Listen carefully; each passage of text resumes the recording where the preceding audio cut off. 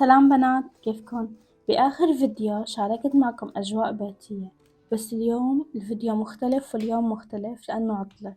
فأنا من الصبح فطرنا فطور على الخفيف، خبز قمح كامل مع شوية بيض مسلوق وخضار، لأنه مخططين من الصبح إنه بدنا نطلع، وكان الجو كتير بيساعد.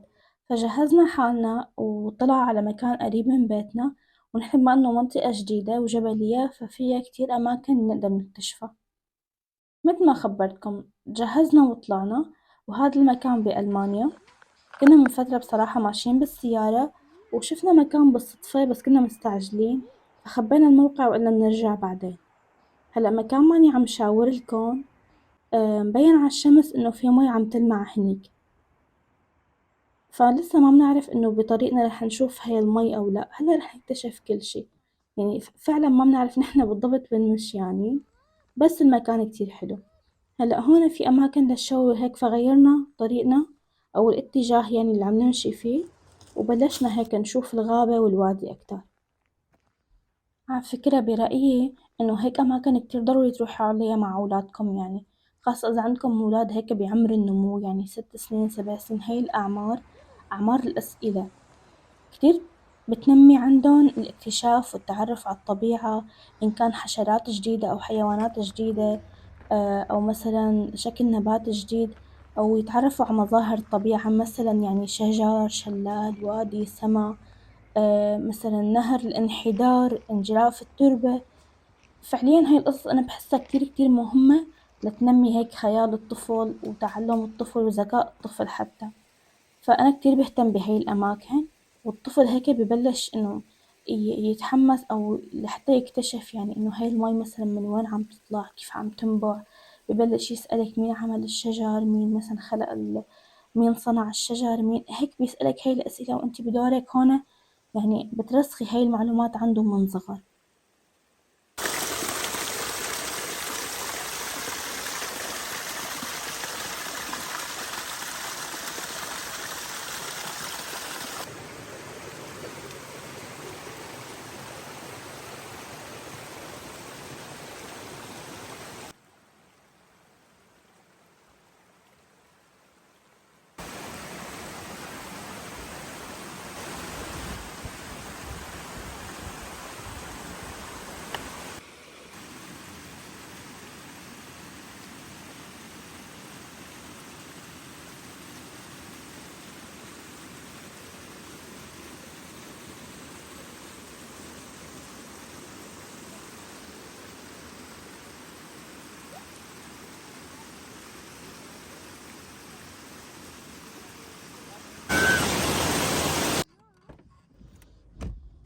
وهل أكتر فقرة مفضلة عندكم وعندي كمان فقرة المشتريات، وكمان فقرة تغيير ديكور البيت هي الأهم بالنسبة عندي. من فترة أول شي وصلني هذا الشلال هدية من رفيقتي، بس حبيت أغير فيه شوي صغيرة مشان يصير يتناسب مع مفروشات بيتي أكتر وألوان الفرش ببيتي أكتر. هذا الشلال هو مثل هيك بحرة مصغرة بتوصلوه على الكهرباء، بيطلع صوت المي وهيك، وأنا كتير كتير بحب صوت المي بالبيت. فأول شي وصلت وتأكدت التوصيلات كلها صح، وأخدت هيدي الإحجار من تي دوكس، كان سعرها يورو 11 سنت، يعني يورو تقريبا. وكمان أخدت هاي النباتات الصناعية من ماركت اسمه أكشن، رح أحطلكن اسمه على طرف الشاشة مشان إذا حبيتوا تشتروا منه. رح ضيف الأحجار كلياتها على أطراف البحرة أو الشلال، وكمان ما في نتيجة معينة ببالي أو شكل معين ببالي أبدا، بدي ضل أضيف أحجار أو ديكورات لحتى أوصل للشكل اللي أنا بدي إياه وكيف بيعجبني هذا الشلال. بس اللي محيرني أكتر هو النباتات وكيف بدي أضيفها، فعم فكر أول شي جرب، لأنه أشكالهم متعددة وما بيشبهوا بعض أبدا، فرح أخد بس المجموعات اللي بتكون هيك شكلها ناعم، لأنه ما بدي يطلع الشلال هيك إنه شكله دفش بالمطبخ أو بالصالون أو بالبلكون، لأنه بسهولة فيكن تحطوا هذا الديكور بأي مكان بدكن إياه بالمطبخ. فهيدي بصراحة ما حبيت، رح قيمة بستخدمها بعدين، يعني النباتات اللي ما رح استخدمها رح خبيها ممكن بعدين، من هيدول. وتغيير بسيط ومن البيت تقدروا تعملوا أحلى الديكورات عندكم، وبتكاليف على فكرة كتير بسيطة. ما في داعي يعني تشتروا شغلات كتير غالية لحتى تبرز جمال القطعة عندكم بكفي، ممكن بمبالغ كثير بسيطة تطلع معكم الديكورات الحلوة. وأهم شي إنه لما تملوا من هاي الديكورات ما تكبوها، خبوها، خفوها عن عينكم لفترة طويلة. بعد فترة حتى لو كانت سنة أو ديكور شتوي بجوز ترجع تعجبكم وترجعوا تستخدموها. بس شو رأيكم بالنتيجة النهائية؟ كتير حلو ما؟ أنا كتير حبيت. وفقرة المشتريات هلأ من الماركت العربي رحت أخدت هدول البسكويتات. أنا كتير ما بحب الحلويات جنب القهوة، ممكن بسكويت أو شغلات خفيفة وهيك تعجبني أكتر. فأخدت هاي البسكويتة كانت موجودة بسوريا اسمها لاتار، كتير طيبة، محشية هيك شوكولا مثل النوتيلا، طعمته طيبة وخفيفة كتير. فما رح فضيها من الباكيتات مشان ما ينشفوا أو تلحقهم رطوبة أو يصيروا هيك قاسيين.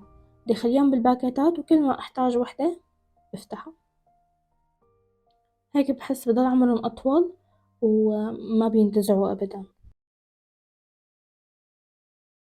وهي البسكويتة ما بعرف ليش شبهتها لبسكويت اللهفة إذا تتذكروها زمان كتير، فجبتها بدي أجربها. كمان هي من الماركت العربي، بتجي كمان هيك 6 باكيتات أو 6 قطع كيك محشية حليب أو كريمة، وكمان مغطاية بالشوكولا. جبتها لأجربها، إذا عجبتني بنرجع نشتري منها مرة تانية.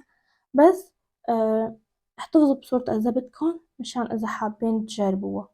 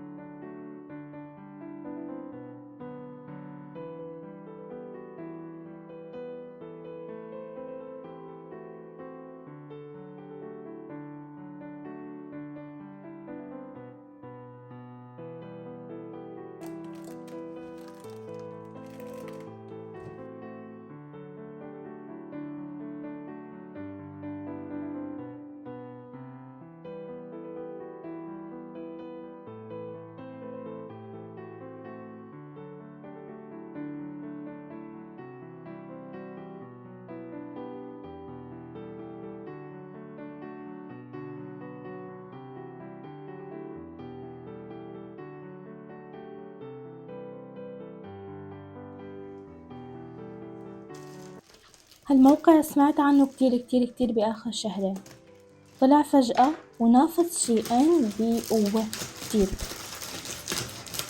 الأسعار فيه كتير رخيصة، التوصيل فيه جدا سريع، والشحن دائما مجاني. فكأول طلبية وصلت على كم غرض شفتهم كتير مميزين وحلوين، قلت للتجربة. وأنا كانوا لازمين لي وكنت بدي أشتريهم من شيئين، بس كانت أسعارهم جدا مرتفعة. فشفتهم بهذا الموقع كتير رخاص، فرح أحطلكن روابطهم ورابط الموقع اسمه تيمو بصندوق الوصف. فعلا الأغراض عنده هيئتهم كتير حلوين. أول شي أخدت هاي الثلاجة، هي عبارة عن ثلج كبير، أنا بحب الثلج كتير أكثر من الثلاجات الصغار. كمان أخدت هذا قالب السيليكون، هو قالب كيك كتير متخوفة منه بصراحة، فرح جربه وخبركن عنه. كمان أخدت قالب كيك ثاني للتجربة، أنا خايفة يدوب بالفرن، فرح أقرأ عنهم وشوف كيف بدي استخدمهم، وبعدها رح أخبركن عنهم إذا منيح أو لا. ورح كمان شارك معكم طريقة كيك نجرب هاد القالب فيهم. أخدت شكلين، الاتنين حلوين، ما بعرف كيف رح تطلع النتيجة، عن جد ما عندي فكرة أبدا. كمان أخدت هيدي علبة الحليب، من زمان كتير عبالي اشتريها، كتير حلوة مع القهوة وللحليب، وفي حتى فيكن تحطوا فيها عصير، بس أنا اشتريتها للحليب. كتير حلوة إذا بدكن تخفقوا حليب أو تعملوا رغوة للقهوة. يلي حبيتوا كيف مهتمين كتير بالبلور ومسكرينهم بطريقة قوية. كمان رح فرجيكم آخر قطعتين أخدتهم. محبين القهوة الباردة هيدي التلاجة ضروري تكون عندكم، لأنه بتعمل تلج كتير ناعم، ما بيقلب القهوة طعم طلة مي. فكتير حبيت هاي التلاجة، وكمان سعرها كتير معقول. رح تلاقوا الرابط بصندوق الوصف.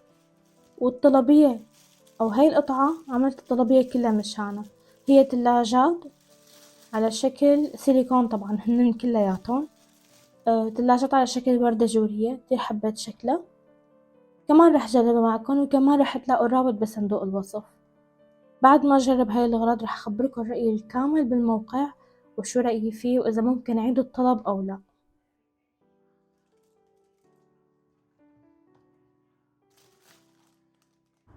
من عروض المولات أخدت كم قطعة رح فرجيكم إياهم كمان. أنا معالق السيليكون وفراش السيليكون بحب كل فترة أغيرهم، لأنه قد ما كانت النوعية منيحة بتحسوا مثلا بعد فترة كم شهر ببلش السيليكون يتشرب زيت، فبحب كل فترة والتانية أغيرهم، بحس هيك أفضل وأنظف يعني. فكانوا منزلين هيدول بليدل وأخدت هاي المجموعة. كمان القطعة التانية اللي أخدتها من بائونز هيدي، هو محل أدوات منزلية بشكل عام وأدوات بناء. كانوا منزلين هذا مفتاح العلب المعدنية بس ب1 يورو، فأخدته لأنه حلو، ولأنه كمان الأطراف المعدنية فيه مخفية نوعا ما، فما بيقرض الإيدين أبدا ومانو خطير. والقطعة الأخيرة يلي أخدتها كمان من ليدل هي معالق سيليكون، وذكرت لكم السبب من شوي إنه بحب كل فترة والتانية أغير قطع السيليكون بالبيت مشان الزيت. فكمان كانوا منزلين هيدول المعالق حجمهم كتير كبير مقارنة بالمعالق اللي بينزلوا بباقي المولات، فكمان حبيت شكلهم كتير وأخدت مجموعة واحدة بس منهم. الفيديو لهون رح ينتهي، تضلوا بألف خير، بشوفكم فيديوهات جديدة، سلام.